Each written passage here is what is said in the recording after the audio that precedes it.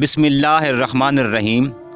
हज़रत बायज़ीद बुस्तामी रहमतुल्लाह अलैह के मुबारक ज़माने में एक बदकार औरत एक सजे हुए बाला खाना पर रहती थी और अय्याश लोग उसके पास आकर रातें गुजारते और अपना दीनो दुनिया बर्बाद करते। एक रोज़ शाम के वक्त बायज़ीद बुस्तामी रहमतुल्लाह अलैह उसके दरवाज़े पर जा बैठे। जो भी शख्स ऊपर जाने के लिए आता आपको देखकर वापस चला जाता, जिसकी वजह से उस रात उसके पास कोई ना आया।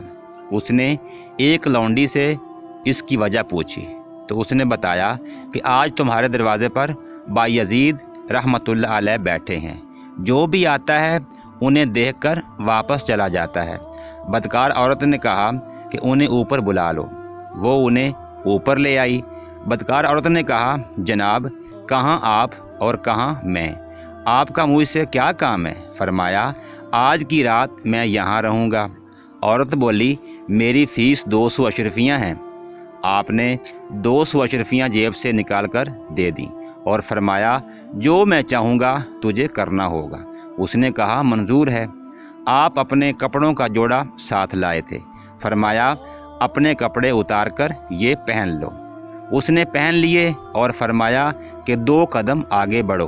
आगे बढ़ी तो आपने आसमान की तरफ मुंह उठाकर कहा, इलाही, मैंने इस औरत को नेक कर दिया है, अब इसके बातन को तू भी बदल कर नेक कर दे।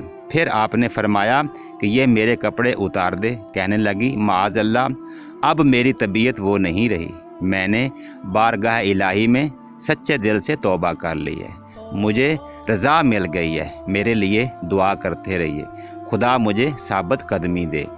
हज़रत बायज़ीद बुस्तामी रहमतुल्लाह अलैह उसे छोड़कर चले गए और अगले साल उसे काबा शरीफ का तवाफ़ करते देखा।